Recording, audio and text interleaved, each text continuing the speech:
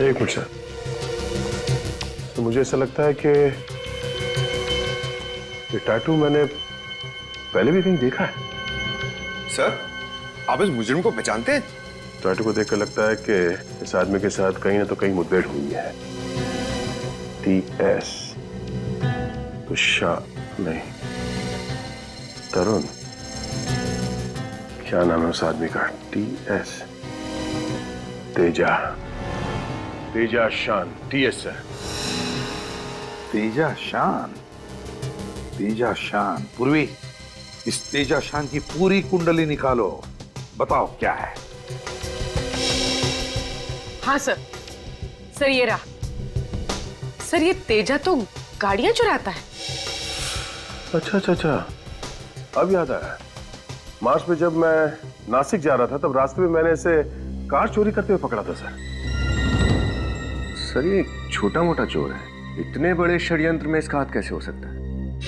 विनीत है, जिस तरह से इस खेल में रघु का इस्तेमाल किया गया उसी तरह अब तेजा का भी इस्तेमाल हो रहा है। कितनी दूरी पे है? सर, तैयार सर की गाड़ी इसी रास्ते पर करीब 100 मीटर दूर है। 100 मीटर? मगर फोन क्यों नहीं उठा रहा है वो?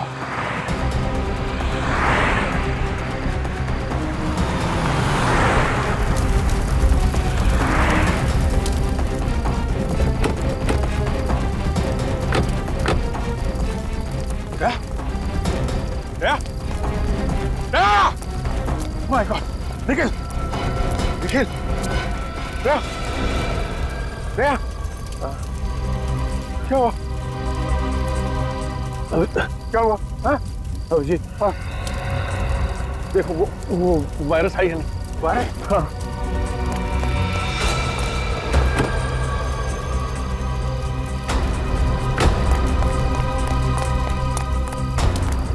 सर, वायरस नहीं है। वायरस नहीं? वायरस नहीं है? सर, दया, दया!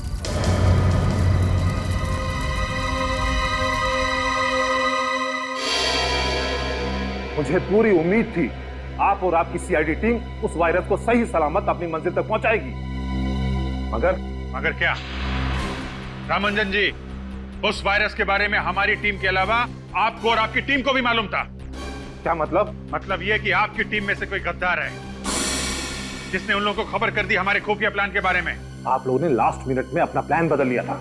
आप लोग किस रास्ते से जाने वाले हो, किस होटल में रुकने वाले हो, इसकी खबर नहीं थी मुझे। लेकिन आपको यह तो पता था कि वो वायरस लेके हम लोग अशोकनगर की लैब में जा रहे हैं। सर, इस रघु से बहुत पूछा, लेकिन इसकी सुई एक ही जगह पर आकर अटक गई। इसने ये सारा काम सिर्फ पैसों के लिए किया, लेकिन वो पैसे दिए किसने, ये इसे नहीं पता। देख रघु, अभी तो तू चल के आया है, अगर सच सच नहीं बताया ना तो पैरों पे खड़ा भी नहीं हो पाएगा, समझा? साहब, मैं सच बोल रहा हूँ साहब, मुझे इस काम के लिए 1 करोड़ रुपए मिलने वाले थे साहब, बस और कुछ नहीं मालूम साहब, सच्ची में। 1 करोड़? कौन है ये जो तुम्हें 1 करोड़ देने वाला था? साहब, मैंने बस आवाज सुनी थी साहब, मुझे कॉल आया था साहब प्राइवेट नंबर से। उन्होंने मेरे घर के पीछे गोदाउन पे 5 लाख रुपए एडवांस भी डाले थे साहब। अब और कुछ नहीं मालूम साहब, सच बोल रहा हूँ साहब। ये जो भी कोई है ना जो तुम्हें 1 करोड़ रुपए देने वाला है, हमारे हाथों नहीं बचेगा, नहीं बचेगा वो हमारे हाथों।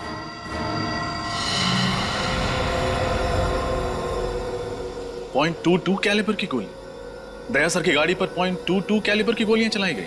हाँ रजत, और इन गोलियों के नीचे रिम भी है, ये देखिए। रिसर्च लैब पर जो गोलियां चली थी उनके नीचे रिम नहीं था और ना वो .22 कैलिबर की थी, वो थी .45 कैलिबर की गोलियां। और सर, इस हमले में ना तो ऑटोमेटिक गन्स का इस्तेमाल किया गया था और ना ही ज्यादा कैलिबर की गोलियों का। वही तो रजत, वही तो। इसका एक ही मतलब है कि वायरस पाने के लिए सिर्फ एक ग्रुप नहीं, और भी एक ग्रुप है। एक वो ग्रुप जिसने रिसर्च लैब पर हमला किया था और दूसरा ग्रुप जिसने दया पर गोलियां चलाई थी। सर, इसका मतलब अब हमें सिर्फ एक नहीं 2-2 ग्रुप्स को ढूंढना है। हाँ, लेकिन सबसे पहले ये पता करना पड़ेगा कि जिस ग्रुप के पास वायरस है वो लोग कौन है। एक सुराग है, बॉस, एक सुराग है जिससे आप लोग उन तक पहुंच सकते हैं। तो यार जल्दी बताना सारुण के। बताता हूं, आइए।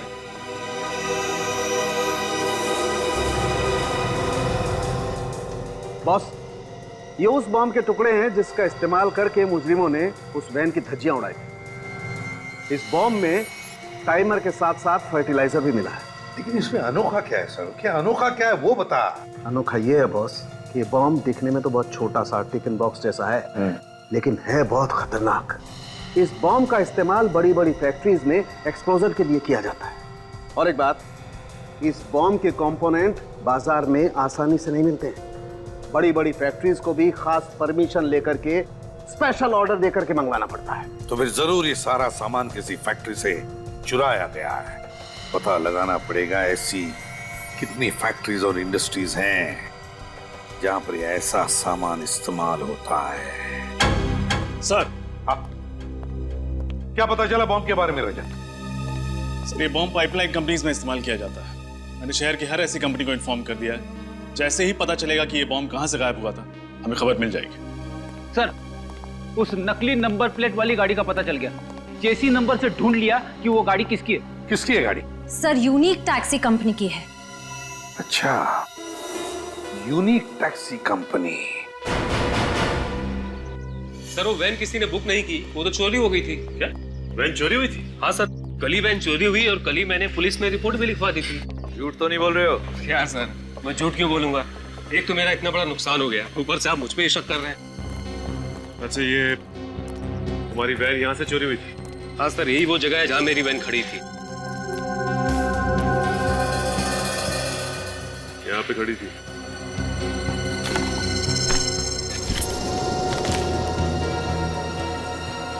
सूरज, कर क्या रहा तुम? वो कुछ नहीं, वो कचरा गिरा पड़ा था, मैंने सोचा उठा के बाहर फेंक दूंगा। इधर देखो, ये तो रेस्टोरेंट का बिल है। 5 बजे यहाँ से सैंडविच खरीदा गया, पनीर सैंडविच। ये कितने बजे चोरी हुई थी वैन यहाँ से? सर, ये कोई शाम 8 बजे। शाम 8 बजे वैन चोरी हुई और 5 बजे कैफे किमानी से सैंडविच खरीदा गया और उसके बाद वैन चोरी हुई। Cafe Kimani. तो आपके वेयरहाउस से सिल्वर बॉक्स गायब? हाँ सर। ऐसे कैसे बॉक्स चोरी हो गया? आपके सिक्योरिटी गार्ड खर्राटे मार रहे थे क्या? नहीं सर, वो दरअसल 2 दिन पहले वेयरहाउस में आग लगी थी। शायद उसी दौरान किसी ने बॉक्स को चुरा लिया होगा। ये आग लगी कैसे? सर, वो शॉर्ट सर्किट की वजह से। उसके बाद हमने मेन बोर्ड को चेंज कर दूसरी जगह शिफ्ट कर दिया था। जहाँ ये मेन बोर्ड पहले था, वो जगह दिखाइए। आइए सर। सर, ये रहा बोर्ड।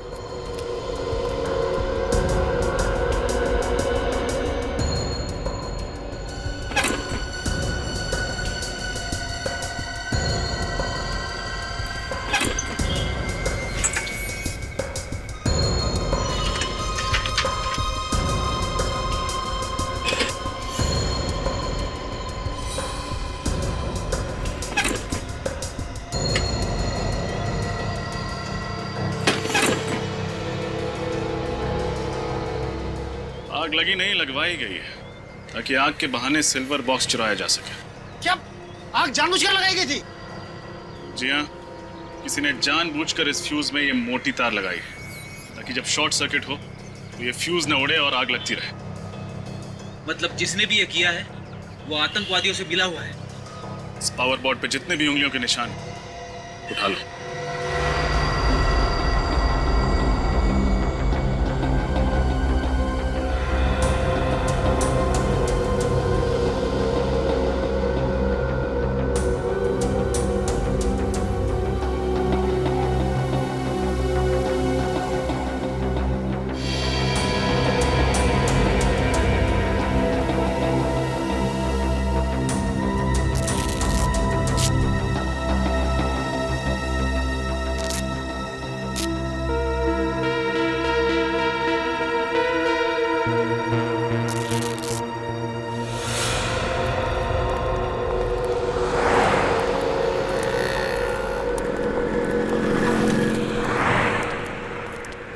क्या लेंगे सर?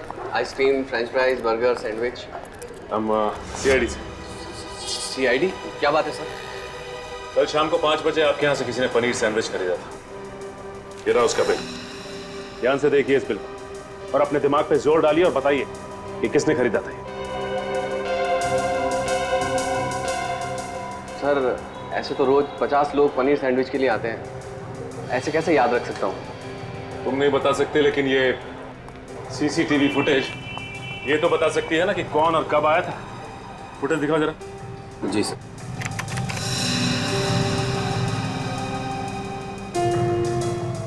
नहीं, ये 5 बजे का फुटेज दिखाओ।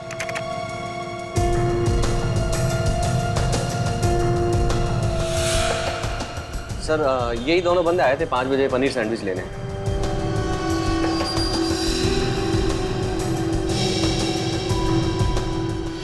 सर ऐसा लग रहा है कि एक आदमी ने दाढ़ी लगाई हुई है और ये दूसरे ने टोपी और चश्मा लगा रखा है। ओह, तो ये दोनों के दोनों भेस बदल कर यहाँ पे आए थे। ये फुटेज चाहिए हमें।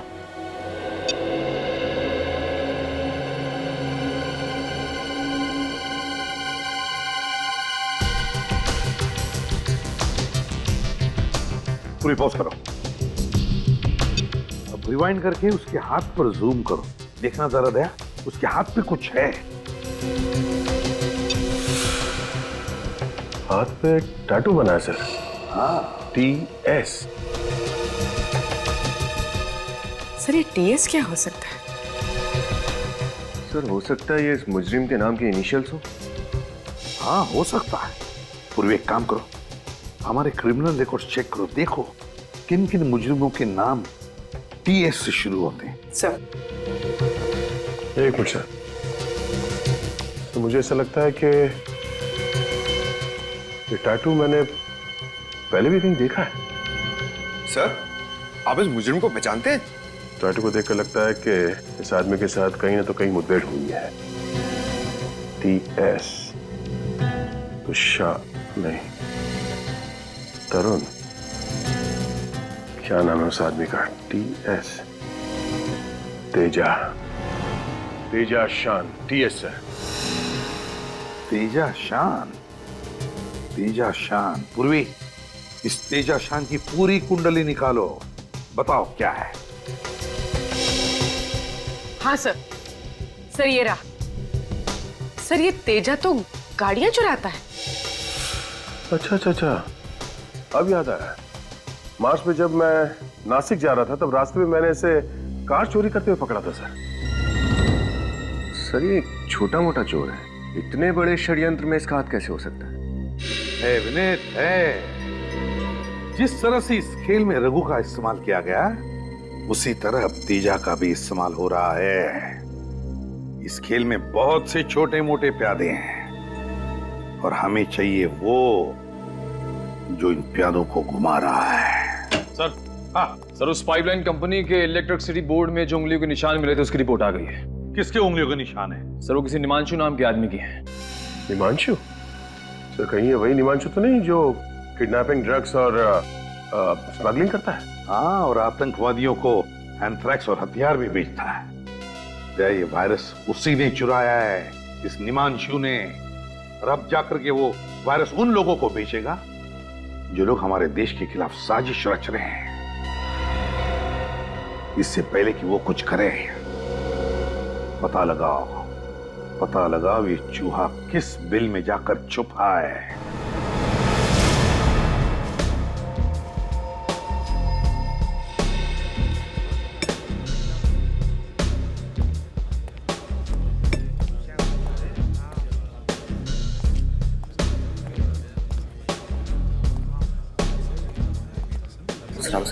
बैठ कर लो।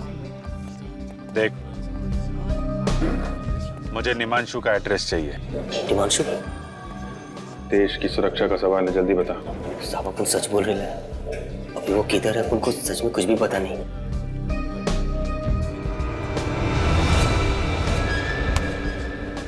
देख, हमें अच्छी तरह से मालूम है तू निमांशु के लिए काम करता था, इसलिए सब कुछ सच सच बता दे, वरना सीआईडी के हाथों एक खून हो जाएगा। अंकल लो साहब,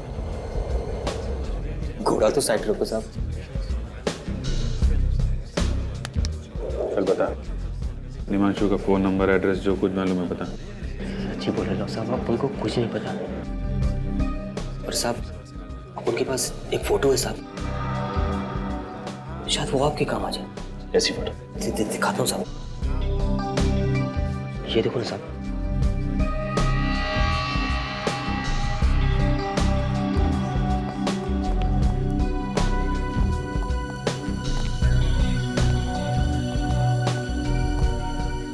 कहाँ की फोटो है ये? साहब को तो लगता है ना शायद ये निमांशु भाई के नए अड्डे का है। वो अपना एक दोस्त है मुन्ना, उसी ने भेजे था। साहब बोल रहा था ना कि अभी इधर करोड़ों का डीलिंग होने वाला है। अभी निमांशु भाई बहुत बड़ा हाथ मारने वाला है। सर इसका मतलब उस वायरस की बिक्री इसी जगह पे होने वाली है। अरे तो अपने उस मुन्ना से पूछना कहाँ का एड्रेस है ये। साहब वो तो बाहर गाँव गया है, ना तो उसका कोई फोन नंबर है ना कोई एड्रेस। सच ही बोल रहा हूँ साहब। ये बंगलो जो है समंदर के आसपास का ही लगता है। यहाँ भी एक कार भी खड़ी है। XYP 5051। पता लगाओ ये कार किसके नाम पे रजिस्टर्ड है। इस कार से ही पता चलेगा इस बंगलो के बारे में।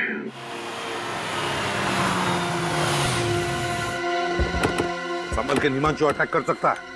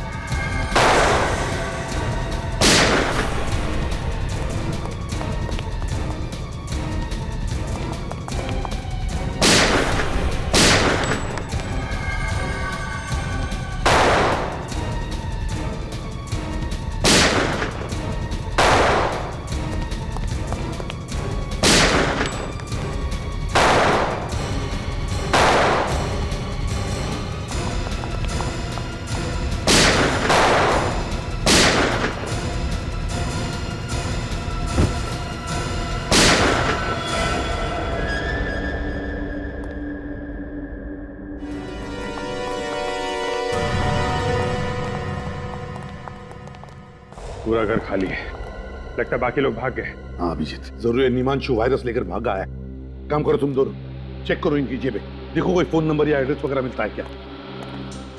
सर ये कल्लू कह रहा था निमांशु वायरस का बहुत बड़ा सौदा करने वाला है। अभिजीत जो कुछ भी हो, लेकिन इससे पहले कि ये वायरस हमारे देश के दुश्मनों के हाथों पड़ जाए, इस निमांशु को हमें पकड़ना ही होगा। सर हाँ सर, इसके पास ही मोबाइल मिला।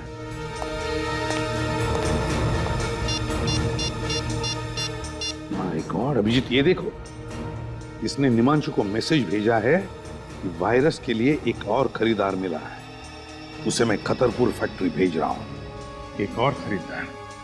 इसका मतलब ये निमांशु किसी एक गैंग को वायरस नहीं भेज रहा है सर, और भी लोग पड़े हैं इस वायरस के पीछे। ये निमांशु इस वायरस की नीलामी कर रहा होगा खतरपुर फैक्ट्री में। हाँ अभिजीत, एक काम करो अभिजीत, तुम अपने लिए एक नकली नाम, एक नकली आइडेंटिटी ले लो। मैं तुम्हें और निमांशु को एक मैसेज भेजता हूं।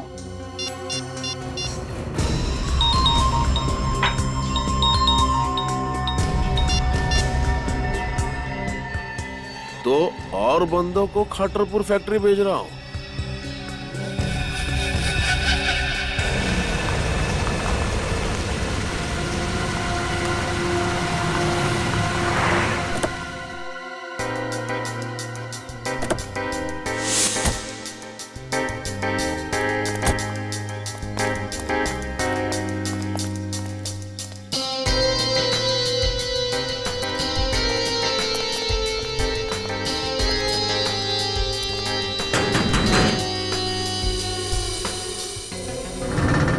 क्या हुआ?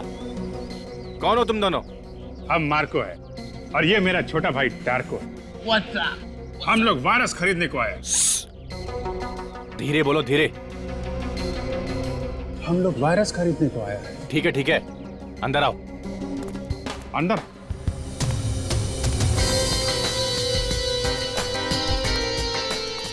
रुको, अपुन के आदमी का मैसेज दिखाओ।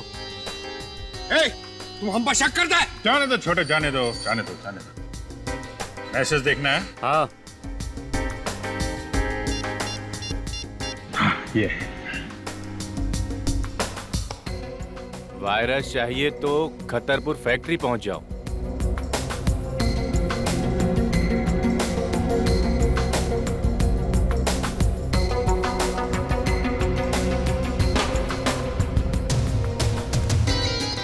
एक मिनट।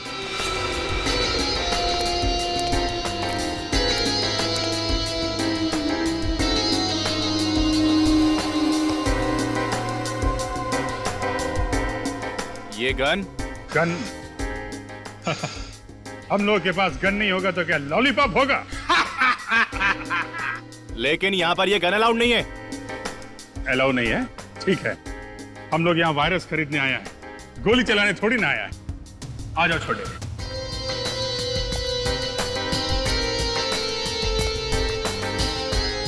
बॉस, ये मार्को और ये इनका छोटा भाई टार्को। हेलो निमांशु। हेलो मार्को, टार्को, पहले कभी सुना नहीं इन दोनों के बारे में। इसीलिए तो हम वो वायरस खरीदने को आए। उस वायरस से हम वो धूम मचाएगा, वो धूम मचाएगा कि इंटरपोल का पुलिस भी हमारे नाम से थर थर कांपेगा। कहां से पकड़ के लेके आए इन दो नमूनों को?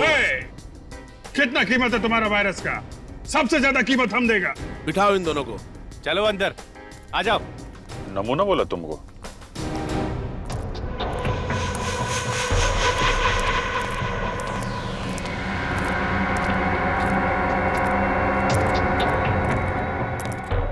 हाँ, तो अब वक्त आया है नीलामी शुरू करने का। हमारे पास यहाँ 3 खरीदार मौजूद है इस वायरस के लिए। देखते हैं ये अनमोल वायरस किसके नसीब में है। 1 मिनट, नीलामी से पहले हम वायरस देखना चाहते हैं। ए चुप, जो वायरस खरीदेगा वही उसे देखेगा। कोई बात नहीं है, खरीदार है, उन्हें देखने का पूरा हक है। पप्पू, इन सबको माल दिखा दो।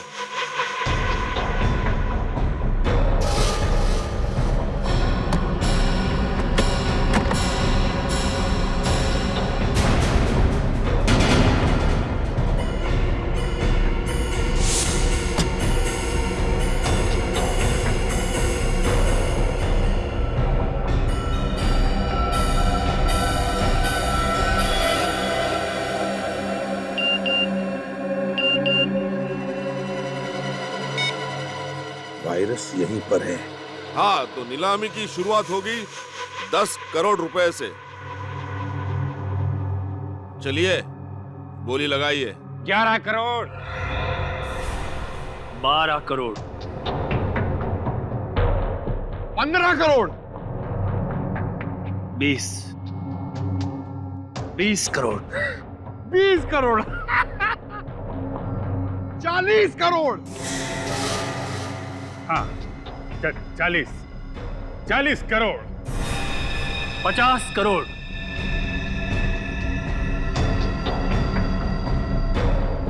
60 करोड़,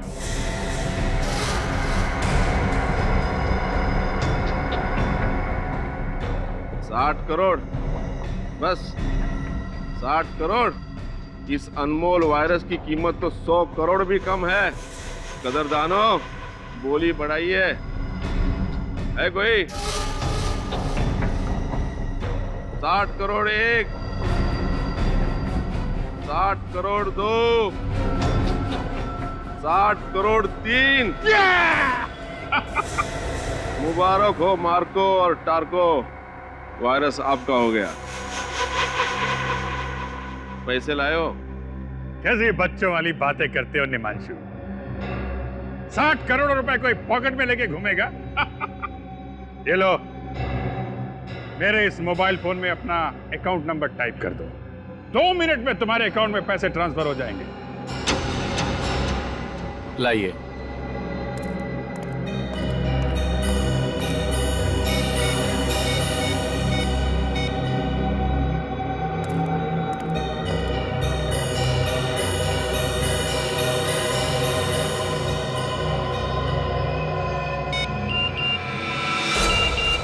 लेट्स गो।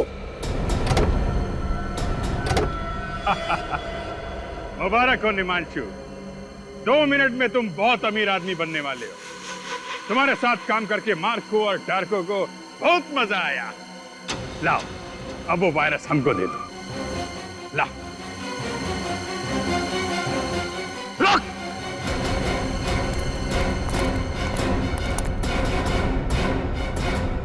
वायरस ये लोग नहीं, हम लेकर जाएंगे। गन नीचे कर। ये ठीक नहीं है, गन नीचे करो।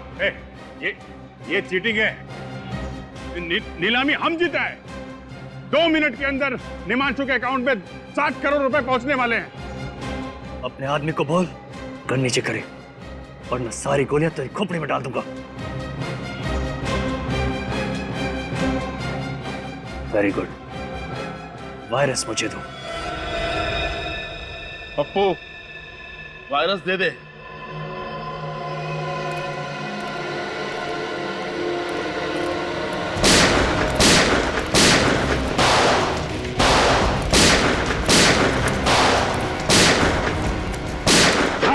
सर, वायरस लेके अभी निकल गया वो। My God.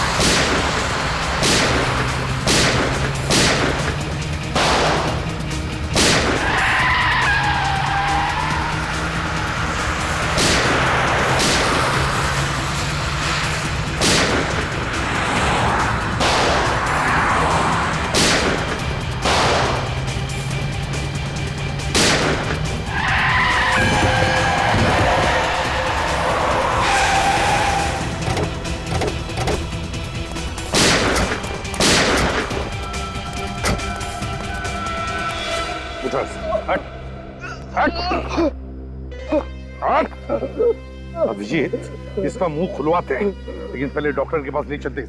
चल चल चल। मुझे सच में नहीं पता था, आप वो लोग वायरस चुरा के खा लेके गए। ऐसे नहीं मानेगा सर, लातों के भूत बातों से नहीं मानते। अब आप लोग मेरा यकीन क्यों नहीं करते साहब? मुझे झूठ बोल के क्या मिलेगा साहब?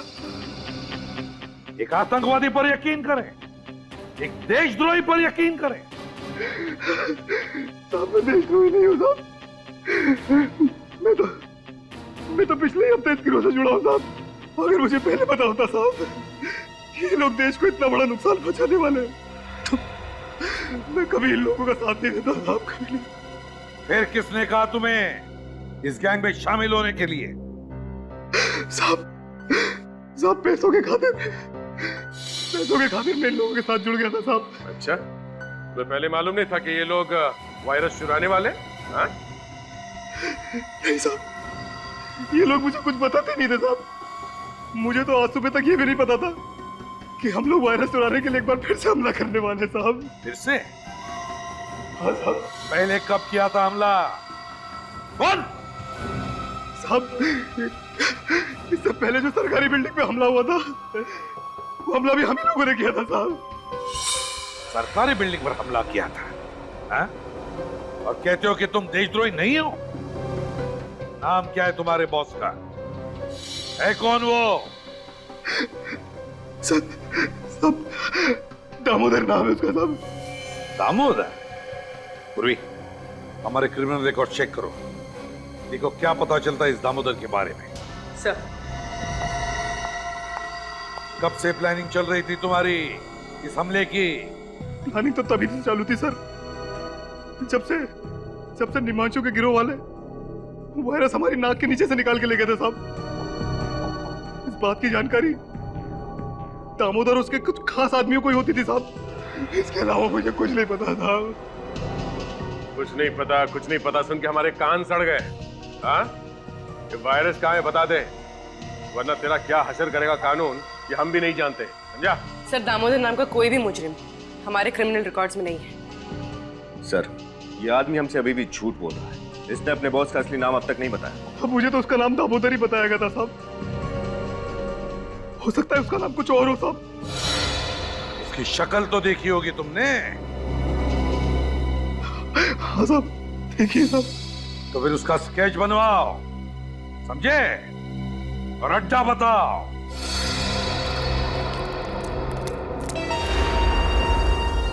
अभिजीत, पूर्वी के साथ उस तरफ हम लोग इस तरफ जाते हैं।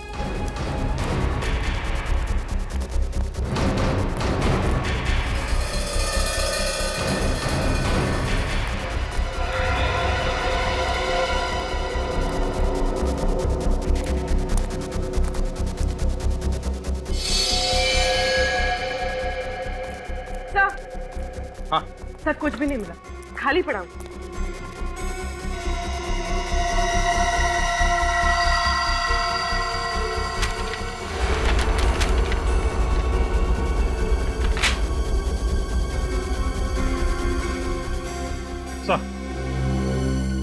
सर, ये एक बिल्डिंग का प्लान मिला है। अभिषेक, किस बिल्डिंग का प्लान हो सकता है ये? सर, हो सकता है बिल्डिंग इनके छुपने का कोई इकला अड्डा हो। नहीं निखिल, मुझे नहीं लगता ऐसा खतरनाक वायरस लेकर वो बार बार अड्डा नहीं बदलेंगे। मुझे तो लगता है ये लोग इसी बिल्डिंग में वायरस फैलाने वाले हैं।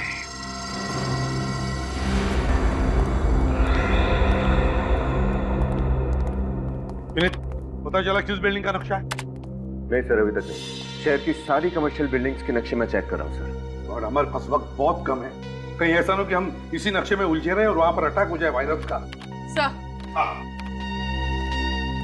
सर, उस सत्या ने जिस दामोदर का स्केच बनवाया था वो दामोदर नहीं, उसका नाम अंशुमन है। अंशुमन कोई पुराना पापी है क्या? नहीं सर, अंशुमन कोई मुजरिम नहीं है, बल्कि एक आर्मी ऑफिसर था। What? Army officer? Army officer?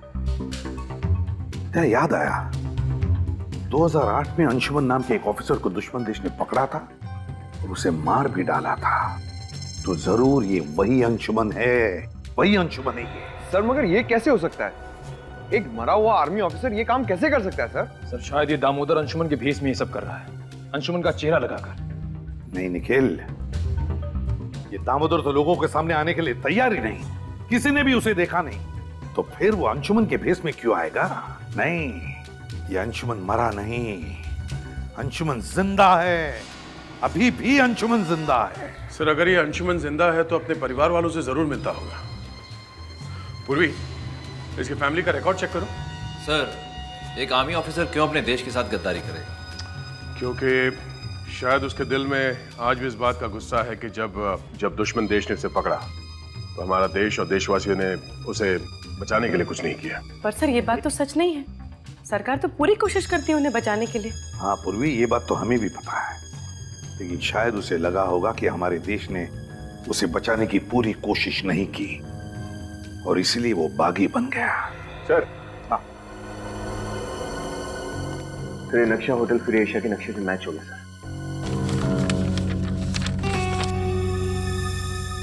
Hotel free Asia? मेरे पापा ने अपने एक एक सांस नौछावर कर दिए देशभक्ति के नाम पे, शहीद हो गए इस देश पे, और आप सीआईडी वाले उन्हें देशद्रोही कह रहे हैं, उन्हें मुजरिम कह रहे हैं। I'm sorry मिस रिया, मगर सच्चाई तो यही है कि आपके पिताजी मिस्टर अंशुमान ने देश को धोखा दिया है और वो मरे नहीं, अभी भी जिंदा हैं और अपने ही देश के खिलाफ एक ऐसा षड्यंत्र रच रहे हैं, ना जाने उसकी कीमत आने वाली कितनी पुश्तें चुकाएंगी। ये नहीं हो सकता, पापा अगर जिंदा होते तो मुझसे मिलने क्यों नहीं आए? हो सकता है वो आए हो और आप हमसे बात छुपा रही हो। व्हाट? मैं आप लोगों से झूठ क्यों बोलूंगी? मुझे समझ में नहीं आ रहा है आप लोग मेरी बात का यकीन क्यों नहीं कर रहे हैं? चलिए मान लिया कि आप सच बोल रही हैं। हाँ सूरज, मेरे कमरे की तलाशी लो। तलाशी? वो किस लिए? सच बोलने वाले तलाशी देने से कब से डरने लगे? आर्या जी? सर, ये मोबाइल फोन मिला, लेकिन इसमें इनके पिता अंशुमन जी का कहीं कोई नाम नहीं। कहीं कोई नाम नहीं है? एक काम करो सूरज, इस मोबाइल को अच्छी तरह से चेक करो और देखो कि रिया जी ने सबसे ज्यादा फोन किन नंबर्स पे किए हैं। सर, ये 5 नंबर्स पे। 5 नंबर्स? पता करते हैं कि इनमें से कौन सा नंबर वायरस की नीलामी वाली जगह पर था।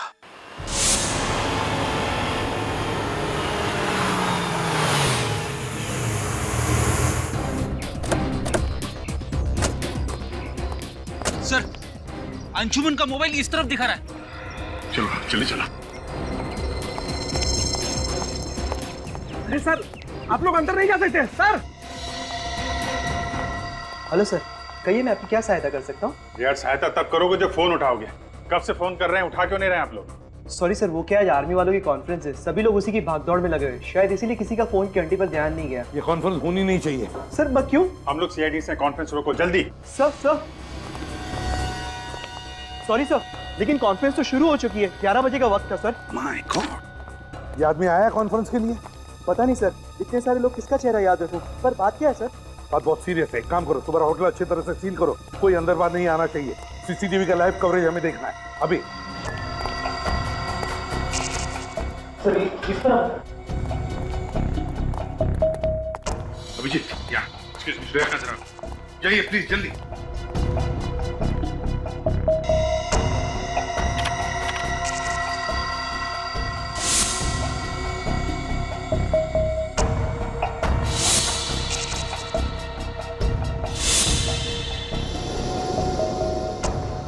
ध्यान से देखना, अच्छी तरह से। श्रेया, कोई दिखा तुम्हें? नहीं सर, ना ही अंशुमन दिखा और ना ही उसके गैंग का कोई आदमी। यहाँ पे तो मॉनिटर्स लगे हुए हैं, इसका मतलब होटल में जो कुछ भी हो रहा है अंशुमन को सब कुछ पता है। सर, हो सकता है वो लोग कॉन्फ्रेंस हॉल के अंदर ही हो जहाँ वो फंक्शन चल रहा है। नहीं, कॉन्फ्रेंस हॉल के बाहर मिलिट्री वालों की बहुत टाइट सिक्योरिटी है, वहां से अंदर घुसने की गलती नहीं करेंगे ये लोग। सर, इसका मतलब वो लोग वायरस कहीं और से भी छोड़ सकते हैं। बिल्कुल श्रेया, बिल्कुल। वायरस है, वायरस कोई बॉम्ब या गोली नहीं। एक बार ये वायरस हवा में फैल जाए ना तो पता नहीं कितने लोगों की जानें चली जाएंगी। सर, ये हवा में वायरस डालने का सबसे आसान तरीका है ये एयर सर्कुलेशन के जरिए। हाँ, air circulation. Shreya, air circulation room का सीसीटीवी दिखाओ। ये 2 लोग उसी एरिया की तरफ जा रहे हैं, स्टाफ वाले लगते हैं। नहीं, ये अंशुमन का आदमी है। सर, वायरस की नीलामी के वक्त इसे मैंने वहां पे देखा था। अभी इन्हें रोकना होगा।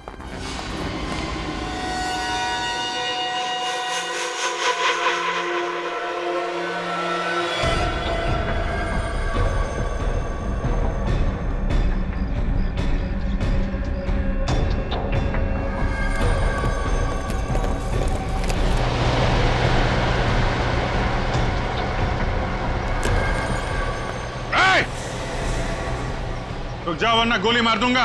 अगर हमें मौत से डर लगता तो वायरस फैलाने जैसा काम हमें नहीं दिया जाता ऑफिसर।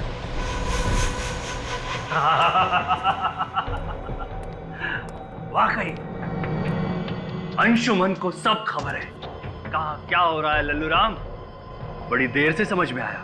शायद तुम्हें इस बात की खबर नहीं है कि सीआईडी तुम्हारे ड्रामे पर पर्दा डाल चुकी है। मासूम लोगों की जानें लेना बहादुरी नहीं, कायरता है। इस देश और देशवासियों को तबाह करना, बस यही हमारा मकसद है। जब तक सीआईडी है तब तक तुम जैसे लोग हमारे देश और देशवासियों का कुछ नहीं कर सकते।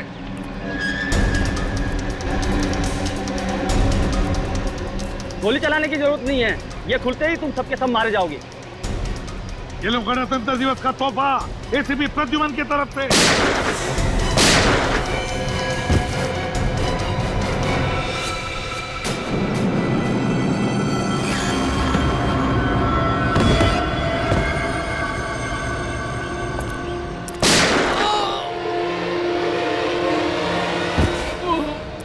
Fantastic.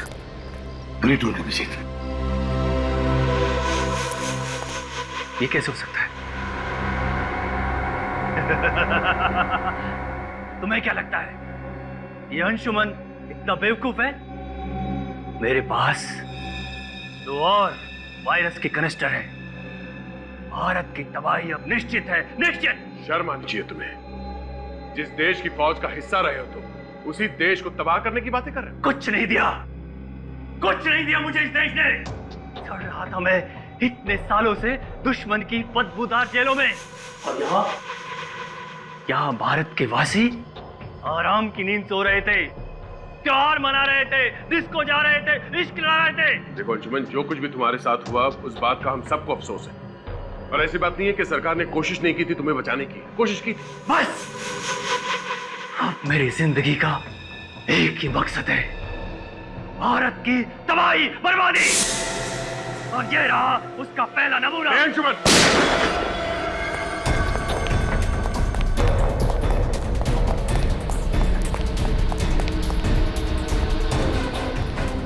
इसे देखो अभिजीत, यह अंशुमन बहादुर सिपाही आज पीठ दिखाकर भाग रहा है।